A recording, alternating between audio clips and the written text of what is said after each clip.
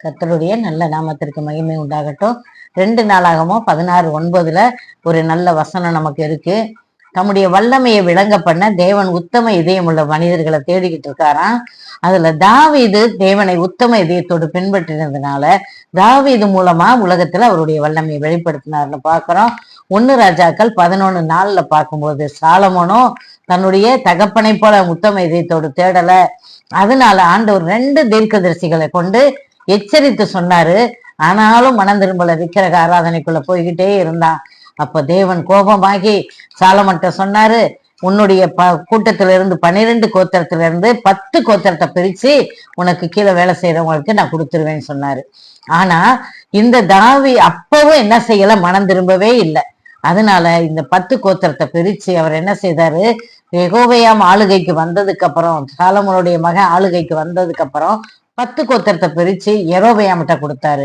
யெரொபெயாமும் என்ன செய்யல, தேவனை உத்தம இதயத்தோடு பின்பற்றல. அவன் என்ன செய்தான், 2 பொன் கன்றுக்குட்டிகளை செய்து பெத்தேல்ல வச்சு நீங்க எருசலேமுக்கு போக வேண்டாம், இங்கேயே நீங்க பலி செலுத்துங்கன்னு சொல்லி சொன்னான். ஆனா தேவனுக்கோ அது பிரியமல்ல. அப்ப யெரொபெயாம் பலிபீடத்தண்டையை வந்து நிற்கும் போது ஒரு தீர்க்கதரிசியை அனுப்பி அவர் என்ன சொன்னாரு, பலிபீடமே பலிபீடமே, உன் மேல பலியிட போகிற இந்த ஆசாரியர்களை ஒரு நாளைக்கு உன் மேல பலியிடுவாங்க.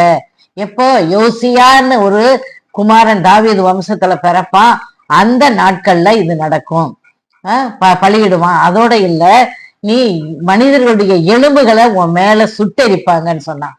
அப்படி சொல்லும் போது இதுக்கு அடையாளம் என்னன்னா, அந்த பலிபீடம் வெடிச்சு சேதரும் அப்படின்னா பிடிச்சிருச்சு. அப்ப அவனுக்கு ராஜா கோவம் வந்து எட்டி அவனை பிடிங்கன்னு பிடிக்க போகையில இவன் கையும் மடங்கல. அப்ப அவன் பயந்துட்டு சொல்லுவான், உன் தேவன்ட்ட எனக்காக வேண்டிக்கோ அப்படின்னு சொல்லும் போது அந்த தீர்க்கதரிசி வேண்டும் போது கை சரியாயிருச்சு.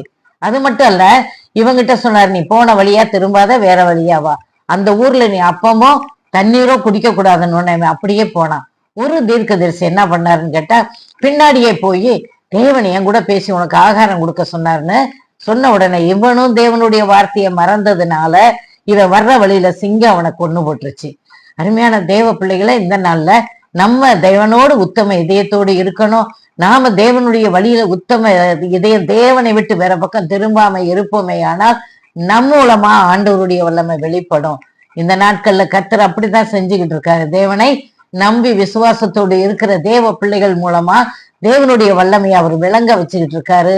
கர்த்தருக்கு நம்ம ஒப்பு கொடுத்து அவரை மாத்திரம் நம்ம செய்தோம்னா அப்படியே தேவன் நடத்துவார். கர்த்தருடைய நாமத்திற்கு மகிமை உண்டாகட்டும்.